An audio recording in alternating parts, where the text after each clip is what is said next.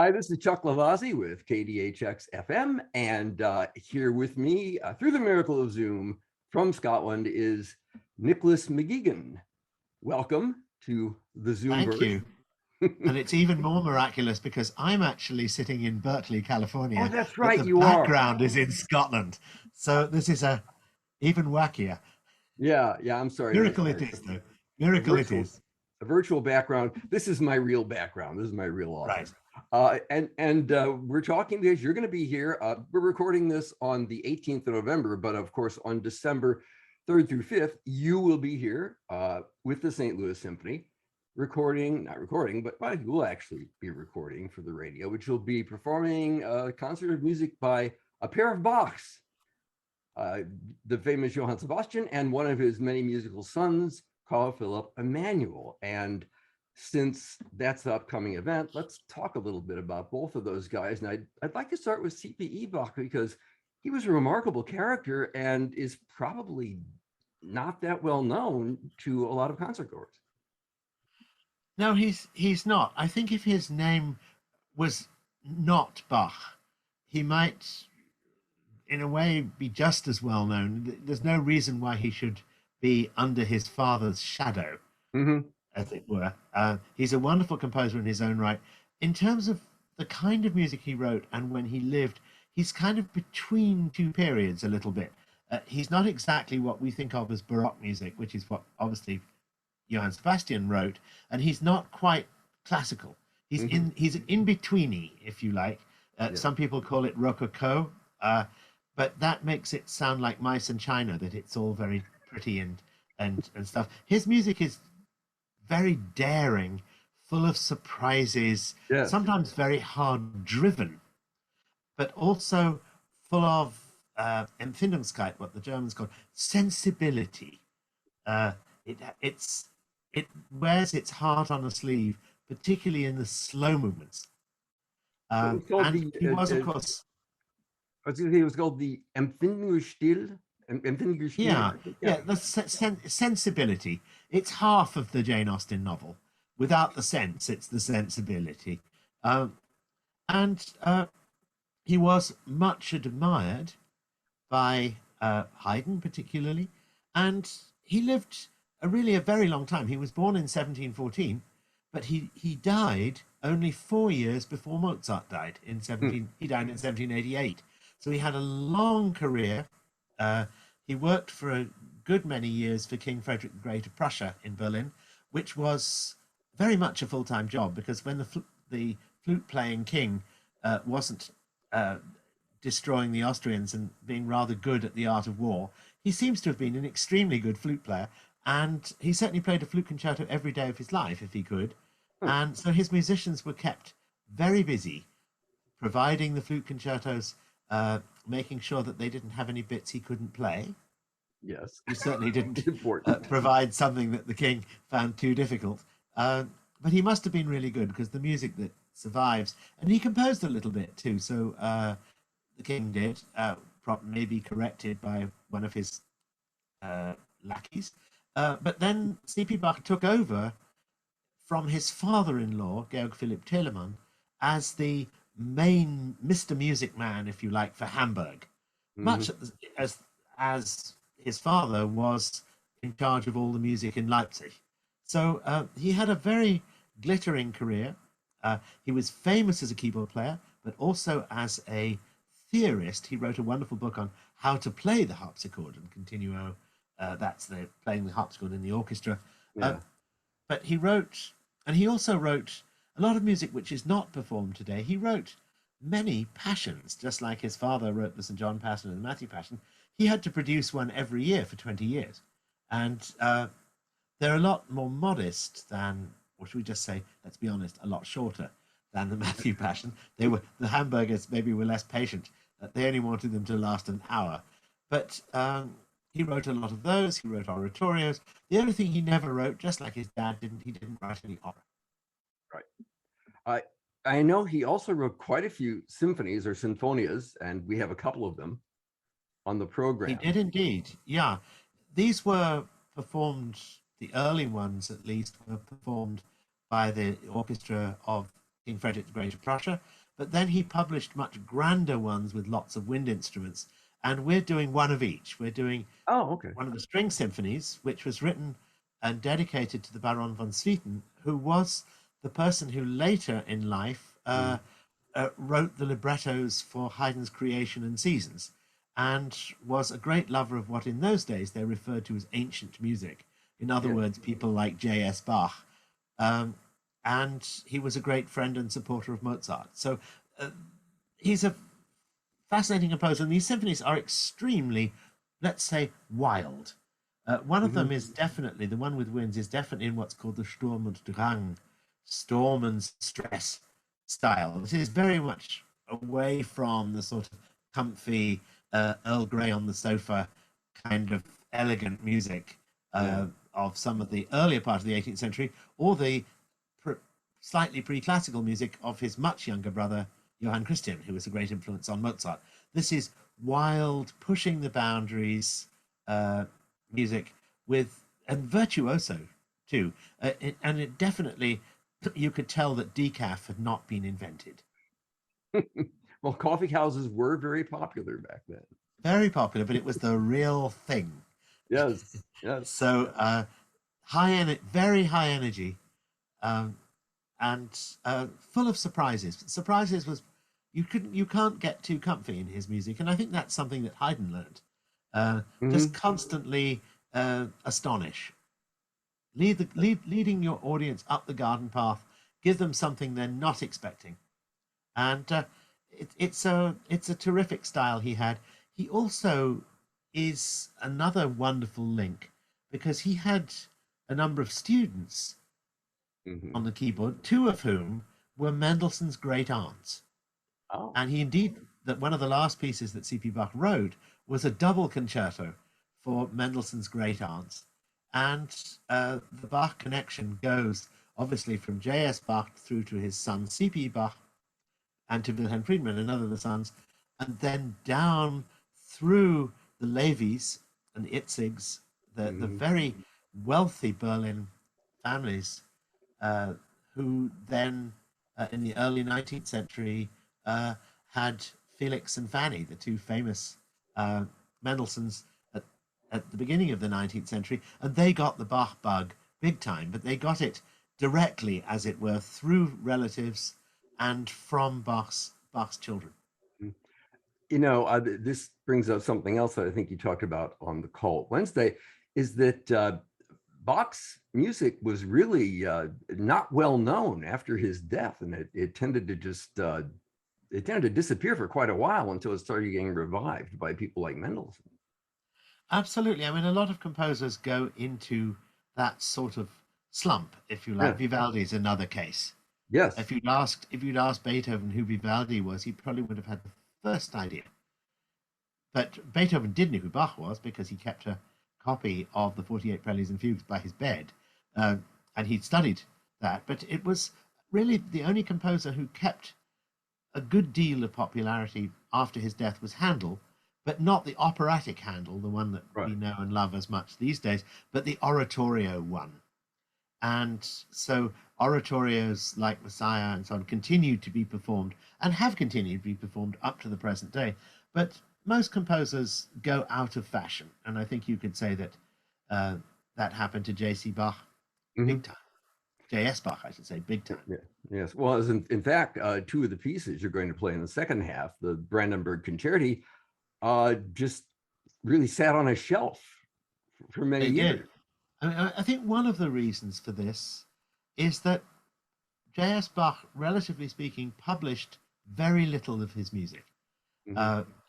It's slightly odd in the sense that he lived so many years in Leipzig, which really, to some extent, still is the center of the European book trade.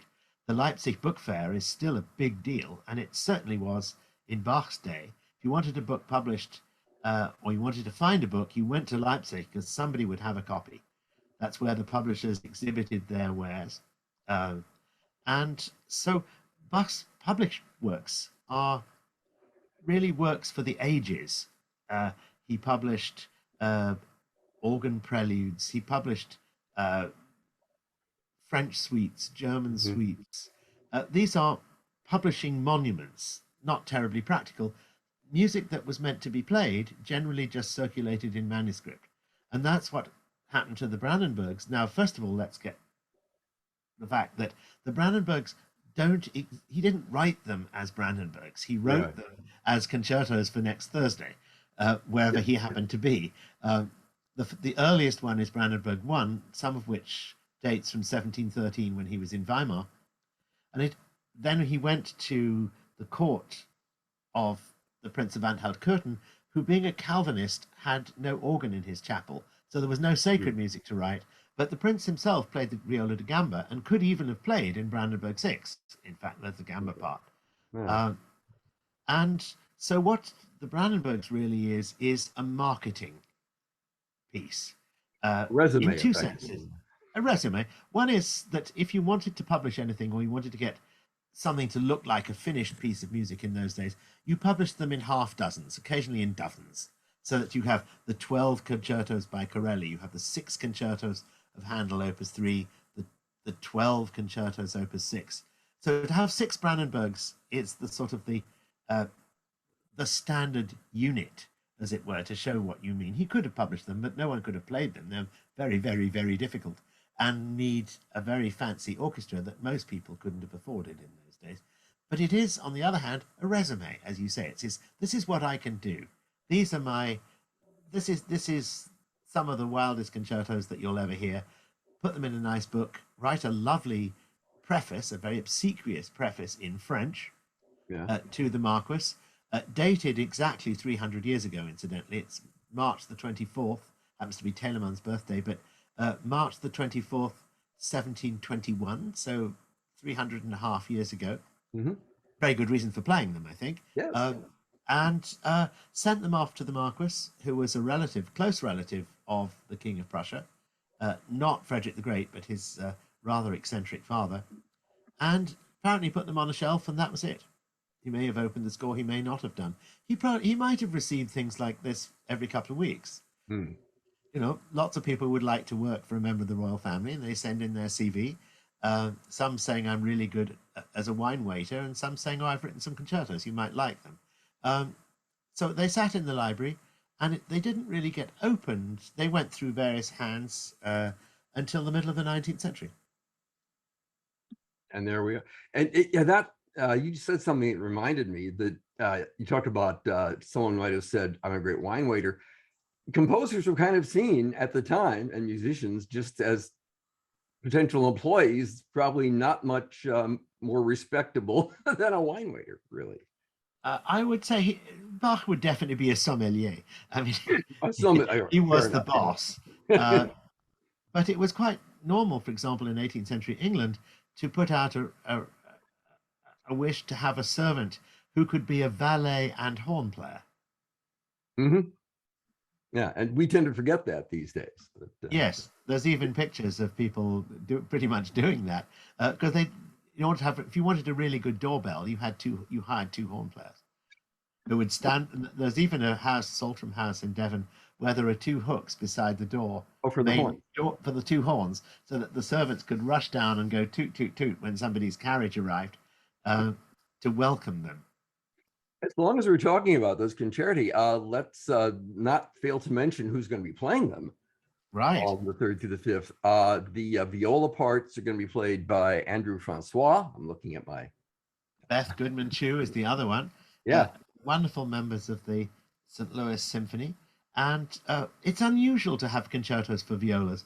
There's really only one concerto for single viola at this point. It's by Telemann from about 1716. And Brandenburg 6, the one for 2 violas, is about the same date, maybe a couple of years later, certainly before 1721 when it appears in the manuscript. On the other hand, composers themselves loved playing the viola. Bach loved playing the viola, we know that, and Mozart loved playing the viola, almost more than the violin. The Sinfonia Constante, for example, he played the viola. So even though the viola doesn't have much of a solo repertoire, it loves being in the ensemble, and when composers, I'm sure Bach wrote this for himself to play with a mate, and because it's it's definitely a very intimate. It's a musician's piece, Mhm. and you can just imagine this. It's the smallest of the Brandenburgs, um, not really designed for a concert hall at all, more like a chamber music drawing room, and it's written for 6 or 7 musicians to have a good time. Yeah. Well, in fact, Beth Guterman Chu yesterday on the Zoom call that the symphony did with you was talking about how, at least in the second movement, it felt like an intimate conversation among friends. Oh, sure. And these people all, travel wasn't so easy in the 18th century. So uh, you certainly got covered in mud if you went on the roads, or robbed, or both. So these people would get the musicians out of court, like Curtin, which is Curtin's a tiny town, maybe 25 miles north of Halle. Uh, but it wouldn't be easy to travel up there, take most of a day. So Mhm. if you were at the Prince's Court, you were there most of the time. You'd get to know your colleagues, and you'd get to know them very well. And so you would want to have music to play in the little ensemble that he had. Bach only had about 10 musicians there. So we're talking what it's known as an orchestra, but it's not what we would think of as an orchestra, more like an Right. expanded chamber group. Yeah. We don't want to also forget Yin Chong, who is playing the cello part, which would have been viola da gamba back then. Yes. Nope. There No. are Okay. I'm violas da wrong. gamba and a solo cello. Oh, okay. The cello part plays with the violas a lot. The gambas sort of sit in the background, being super sophisticated. Uh, the string instruments like the violin, the viola, lesser extent the cello, were not regarded as aristocrats' instruments. The Mm. viola da gamba was the aristocratic instrument. It was played by princes. It was played also by women. Uh, the most famous being, I think her name is Madame Henriette, or possibly Madame Victoire, one of the daughters of Louis XV, Okay. played the viola da gamba, and she has her viola da gamba on a little tuffet, like Miss Muffet, because obviously she's got that huge those dresses they used to wear that looked as Yeah. if they would quite like to be a sofa. It's hard to get a gamba between your knees if that's what you're wearing, but she could play it on a tuffet, and she lots of pieces are dedicated to her. There was also in England a famous lady called Anna Ford who actually played the viola da gamba in public. Ah, So, but the cello was also an aristocratic instrument later on, and indeed 3 or 4 princes of Wales in England, including the present one, have at some time in their lives played the cello. ah, I did not know that. I know that the present one plays the cello because I was at university at the same time as he was, and I actually nearly had to conduct him playing the cello once in an orchestra. Just escaped it. Can you imagine trying to tell a prince he was flat and wanting to keep your head? Yes, Your Majesty, could you just, yeah, Yes. might be an issue there. Uh, this brings me to another thing I wanted to talk about that's not specifically about this concert, but it's something you brought up yesterday in the call, is the way the whole soundscape surrounding music of this period has changed. I mean, the soundscape of our world has changed in general. In fact, there was an excellent book with that title that came out many years ago, chronicling how the world has gotten increasingly louder over the past few hundred years. Uh, but these were all works intended to be performed in very small rooms uh, for very small audiences. And there are issues, I would think, trying to scale them up for, say, a 2,500 seat hall like Powell Symphony Hall. Yeah, certainly things have changed a lot. It's not only sound, light has changed. We've got Mhm. something called electricity. Uh, Yes. I think Paris was the first city to get street lights. It had about 50 of them. We can imagine everybody else just wandered around in the dark. Mhm. We can't imagine that now. Of course, there are many fewer people, and you simply in the 18th century couldn't light a concert hall that held 2,500 people. Right. You could light a theatre because you lit the stage and you lit the individual boxes, but everything else was, I think we would think of it as pretty dingy. So concert halls tended to be pretty small. Can you imagine lighting every single light bulb individually in Powell Hall? How long that would take? And a candle burns half an hour, so they'd Mhm. be constantly needing to be changed. So aristocrats' houses had chambers. In Germany, they would call them Rittersaals, the knights' rooms, or princes' rooms, or ballrooms. But they would hold relatively small number of people. And the great thing about a prince's concert is, in order for it to be classy, you want to keep as many people out as you can. Ah, of course. You wouldn't want anybody less than an archduchess actually to be listening. It would lower the tone. So it could be, and Haydn certainly did this, that the audience consisted of nobility, and even if there was only one prince there, and he was the guy paying you, that was enough. Mm-hmm.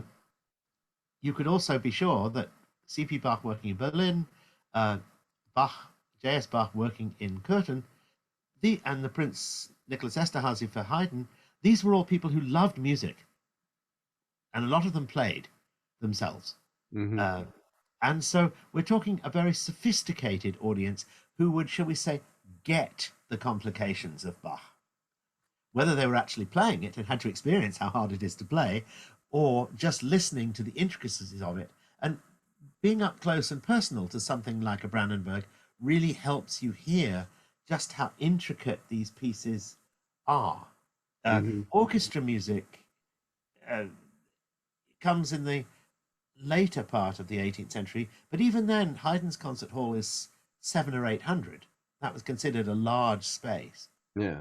Because they couldn't light anything bigger. And so, nor could the orchestra see. So we're talking here, what we think of as a concerto is something like, the Tchaikovsky Piano Concerto.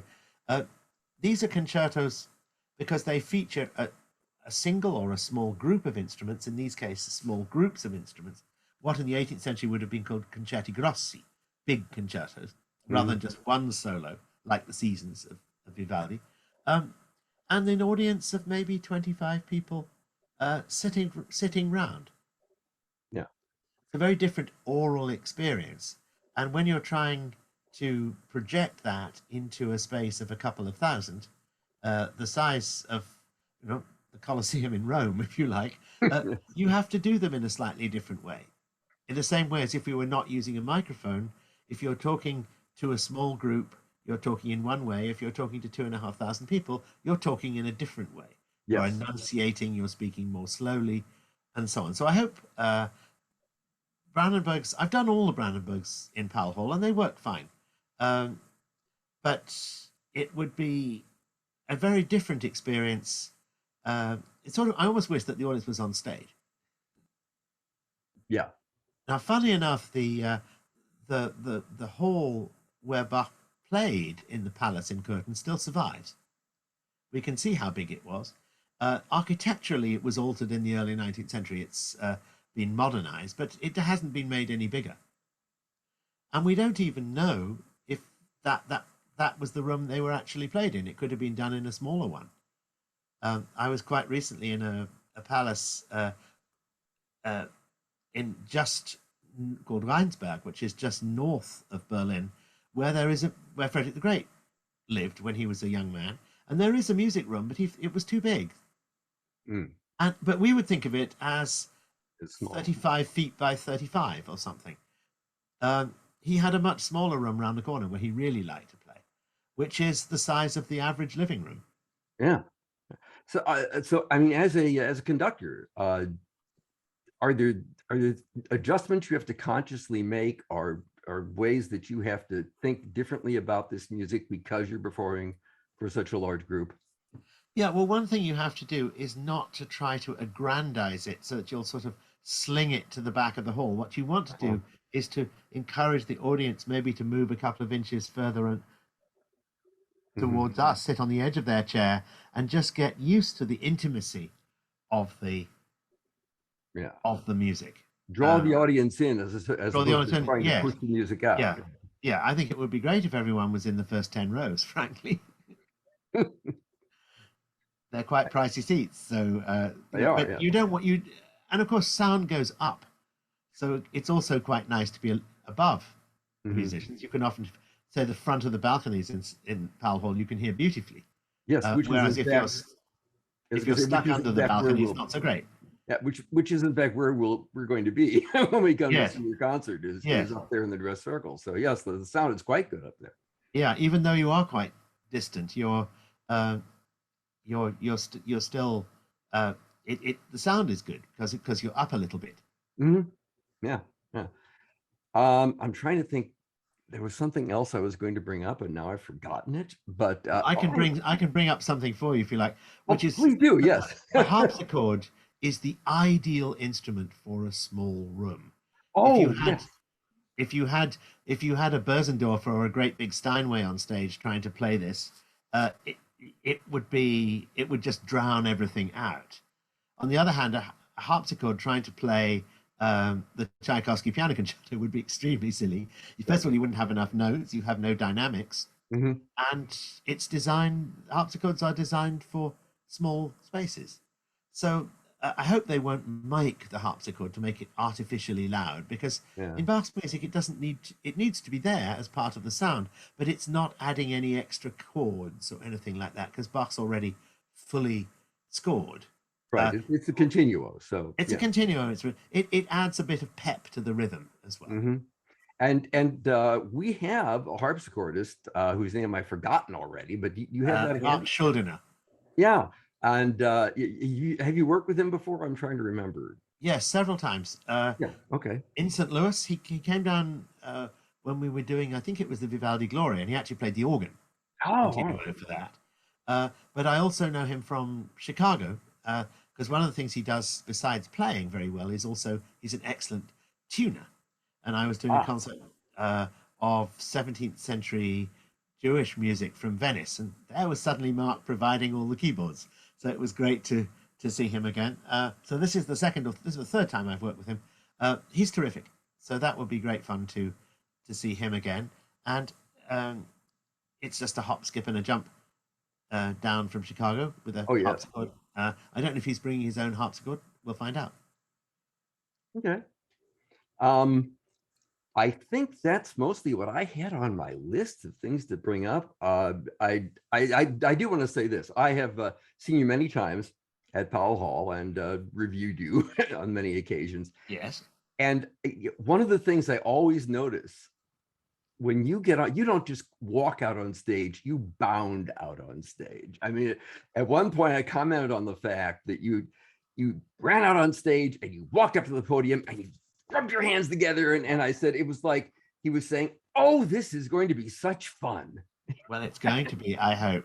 I'm not sure I'm quite the bounder. That's the wrong use of the word, but I don't bound quite as much, but I do a little bit more than I used to because I had a hip replacement, so I can bounce a bit more. I'm not quite Bugs Bunny going out there that I might have been a number of years ago. And I think we should also mention Yin Chong, who's going to be playing this remarkable C.P. Bach cello concerto. It's an unusual piece because there aren't that many concertos for the cello compared to the violin. And C.P. Bach's ones also are written for several instruments.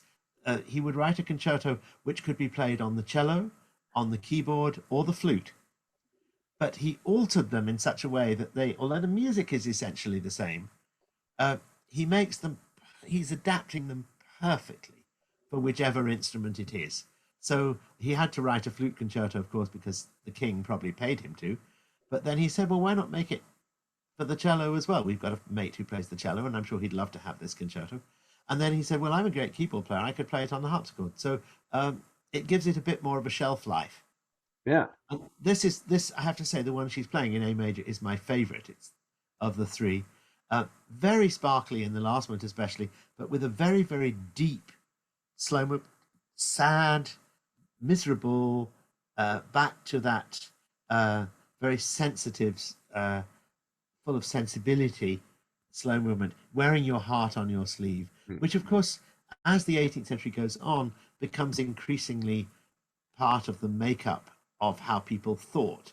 In Goethe, you've got the Sorrows of the Young Werther, which is all about wearing your skin inside out. And feelings, deep feelings. And that's very much something, of course, that C.P. Bach got from Daddy. The slow movement of Brandenburg 6 is a very deep, beautiful, quiet piece. But he traded on it, and the slow movements of nearly all the pieces that we're playing, the C.P. Bach pieces, come to that format, and they're really wonderful. So you can see the seeds of what would eventually become essentially the romantic sensibility. Absolutely. Yeah. Absolutely. And it's not the sort of 18th century music that's merely elegant. Mm-hmm. They had beating hearts, and they loved and lost just as we do. Yes.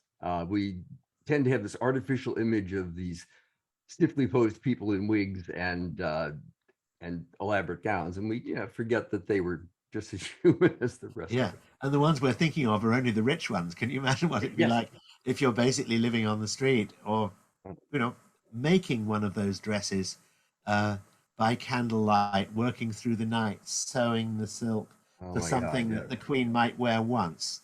Yes.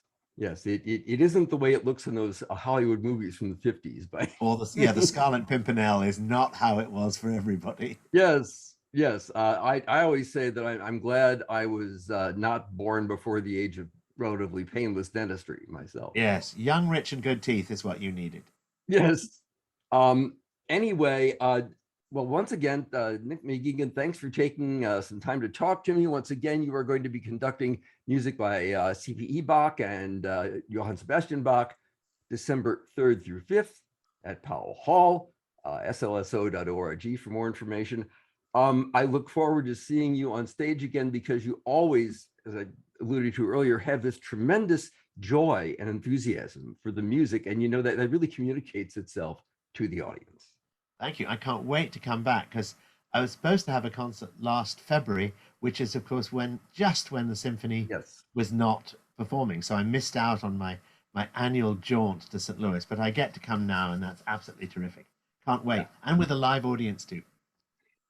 So before we leave, Nick, I'd like to talk about the fact that you are going to actually be here much earlier than December 3rd through 5th, because you've got a big week coming up that week. You have the Chamber Music Society of St. Louis, I'm looking at information here on my other screen, a program called Baroque Masters, on the 29th and 30th at 7:30 p.m. at the Sheldon. I do indeed. I'm actually coming in straight after Thanksgiving, because I want to attend the memorial concert for Sarah Brown Miller, who was a woman I really, really admired, a tremendous lady. And so I'm coming in over the weekend to go to that. And then on the Monday and Tuesday, 29th and 30th, we'll be doing music of Bach, Vivaldi, Telemann in the Sheldon Theatre, which is a place I absolutely love. And it will be with members of the St. Louis Symphony, which is great. So if you want a Baroque fix, you've got several opportunities. And you've got a performance space that's a little bit closer to what would have been typical back in Bach's day. It's still much larger than the average hall then, but it is more intimate. It'll be great fun. It'll be very much up close and personal, and we've got Bach in both concerts. So that's so if you're a Bach fan, you can have a really good time. You've got a suite and 2 Brandenburgs. Okay, so we're good. And by the way, the program on the 29th and 30th includes a work that I think will be new to a lot of people, the Sinfonia Veneziana by Antonio Salieri, who was not actually Mozart's arch enemy, despite what Peter Schaefer says. So that'll be interesting as well. Yeah, it's a little unusual. He doesn't really count as a Baroque master. He's a bit later, but that's a lovely piece. So that will be great fun. So we have a lovely evening of Baroque and early and classical music in an intimate setting, and then we can go across the street and have a bit more grandeur at Powell Hall. I'm so looking forward to it. Okay, I'm looking forward to it also, and I'm sure the audience is as well. Nick McGegan, thanks so much for taking time to talk to us. My pleasure. Thank you. Bye-bye. Bye.